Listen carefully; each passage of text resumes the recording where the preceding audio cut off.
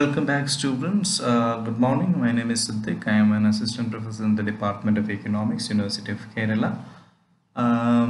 Today, I am going to give a lecture on cooperation, negotiation, conflict of interest, and social norms, which is there in your syllabus.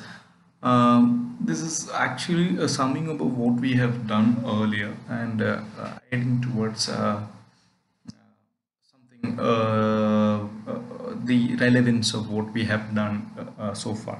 So cooperation, as in the last lecture, earlier lectures, we have given the priority to the non-cooperative game, and of course we also had given a lecture on altruism and all. So however, the cooperation means participating in a common project in such a way that mutual benefit occurs. So if you cooperate means you know that actually by doing the act you all gains. So cooperation need not be based on an agreement. Again, we had already seen that as in the very beginning of the first one of the first lectures. So that is the Bala and the Anil's example. We have already seen that, and we have seen examples in which player act independently can still achieve a cooperative solution in that particular game. So in the farmers game, so in that, what are the things plays as most important is or are the following, like the invisible hand, for example. Anil and Bala chose their crops in pursuit of their own interest actually, but they haven't actually either done by any contract. So their engagement in the village market resulted in a mutually beneficial division of labor. That is, the Bala knows that what is his strength, and as same the case with the Anil. For example, one's land is good for rice, and the other person's land was good for tapioca cultivation. So we had already discussed this thing. If you remember that, this will be very easy. And the second one is the repeated prisoner's dilemma example. Also, we have seen the cooperation, how cooperation is being achieved. That is, they may refrain from using terminator for pest control because they recognize the future loss they would suffer as a result of abandoning IPC, because IPC is good thing, that is integrated pest control system is much better than, much environmental friendlier than the using of terminator, which is much deadly what you call the pest killer. So the public good game also, we have seen that the players willingness to punish others sustained a high level of cooperation in many countries is without the need for an agreement can also be the result. So this is again, all these examples is that people have never gone for a contract to make them cooperate. So in other cases such as one-shot prisoner's dilemma, independent actions lead to an unfortunate outcome, which is then the player could do better if they could reach an agreement. So people commonly resort to negotiate to solve their economic and social problems. For example, international negotiations resulted in a Montreal Protocol. In the environmental case, all of you maybe know, or I'll come to that later. So through which countries agrees to eliminate the use of chlorofluorocarbon CFCs in their thing, and in order to avoid a harmful outcome, the destruction of the ozone layer, etc. But negotiation does not always succeed, sometimes because of conflict of interest over how mutual gains to cooperate will be shared. The success of the Montreal Protocol contrasts with the relative failure of the Kyoto Protocol in reducing carbon emission responsible for global warming. The reasons are partly scientific. The alternative technologies to CFCs were well developed, and the benefit related to the cost for a large industrial country such as US were much clearer and larger than the case of the greenhouse gas emission. But one of the obstacles to agreements at the Copenhagen Climate Change Summit in 2009 was over how to share the cost and benefit of limiting emissions between developed and developing countries. This is still a problem, and as a simple Simple example of the conflict of interest: consider a professor who might be willing to hire a student as research assistants for the summer. In principle, both have something to gain from the relationship, because this might also be a good opportunity for the students to earn some money and learn. So, in spite of the potential for mutual benefit, there is also some room for conflict. The professor may want to pay less and have more of his research grant left over to buy a new computer, or he may need the work to be done quickly, meaning the student can't take time off. After negotiating, they may reach a compromise and agree that the student can earn a small salary while working from the beach. So, or perhaps the negotiations will fail, whatever. So, there are many situations like this in economics. A negotiation, sometimes called bargaining, is also an integral part of politics, foreign affair law, social life, and even family dynamics. A parent may give a child a smartphone to play with the exchange for a quiet evening. So a country might consider giving up land in exchange for a peace. So or a government might be willing to negotiate a deal with the student protesters to avoid political instability. As with the student and professors, each of these bargaining might not actually happen if either side is not willing to do these things. So negotiation is a very pertinent things, and negotiation sharing mutual gain. So that is what is the message of negotiation. To help things about what makes a deal work, consider the following situation: you and a friend are walking down in an empty street, and you see maybe 1,000 2,000 note on the ground. How would you decide how to split your lucky find? If you split the amount equally, perhaps they reflect a social norm in your community that says that something you get by luck should be split 50-50.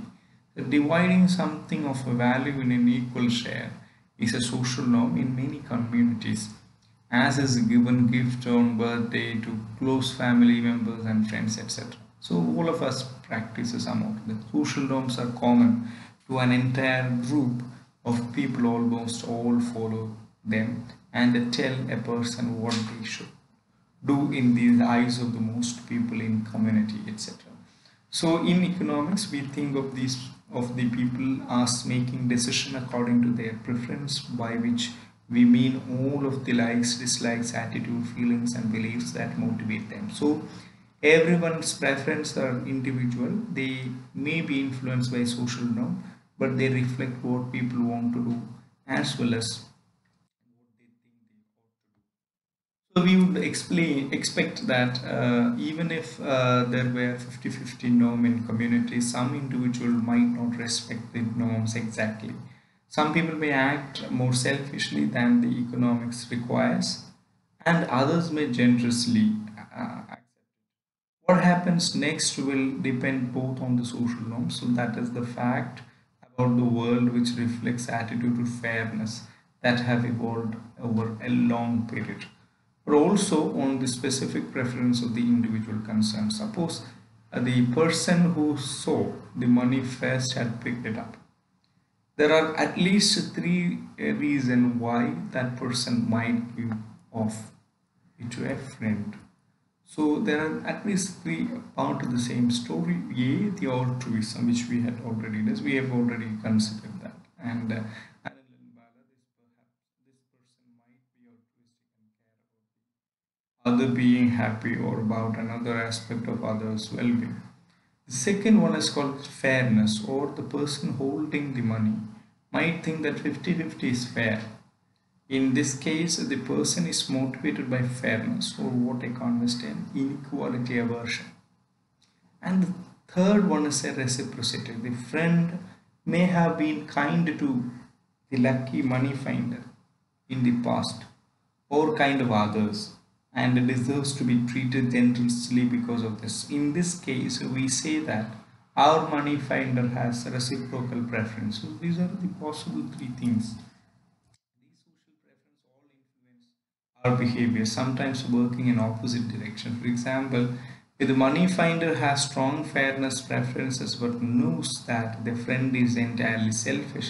The fairness preference tempt the finder to share, but the reciprocity preference push the finder to keep the money. These are the things which is normally placed to the minds of the people, and therefore the issue of cooperation and non-cooperation is negotiation, conflict of interest, etc. matter, social norms, etc. matters in the lives of the people, and that changes the behavior. So let me go to the Malayalam explanation of what I have done. ഈ ഭാഗത്ത് നമ്മൾ സംസാരിക്കുന്നത് എന്തുകൊണ്ട് നമ്മൾ സഹകരിക്കണം, അല്ലെങ്കിൽ സഹകരണത്തിൻ്റെ ആവശ്യകത, അല്ലെങ്കിൽ ബാർഗെയിനിങ് ചെയ്യേണ്ട, നെഗോസിയേഷൻ നടത്തേണ്ടതിൻ്റെ ആവശ്യകത, അതെങ്ങനെയാണ് നമ്മുടെ ഇൻട്രസ്റ്റുകളിൽ തമ്മിലുണ്ടാകുന്ന വൈരുദ്ധ്യങ്ങളെ സോൾവ് ചെയ്യുന്നത് എന്നുള്ളതിനെ കുറിച്ചും, പിന്നെ എന്തിനാണ് സാമൂഹ്യപരമായിട്ടുള്ള ചില ആചാരങ്ങൾ നമ്മൾ വച്ചു പുലർത്തുന്ന ചില നടപടിക്രമങ്ങളൊക്കെ, പിന്നെ സദാചാരം എന്നാണ് സാധാരണ ഇതിൽ മലയാളത്തിൽ ഇതിൻ്റെ വാക്ക്. അപ്പോൾ ഈ സദാചാരം എന്താണ് സദാചാരം, അപ്പം അത്തരത്തിലുള്ള കാര്യങ്ങൾ എന്തുകൊണ്ട് നമ്മുടെ പിന്നെ നമ്മുടെ തീരുമാനങ്ങളെ എത്തരത്തിൽ ഇൻഫ്ലുവൻസ് ചെയ്യുന്നു മുതലായ വിഷയങ്ങളാണ് നമ്മൾ സംസാരിക്കുന്നത്.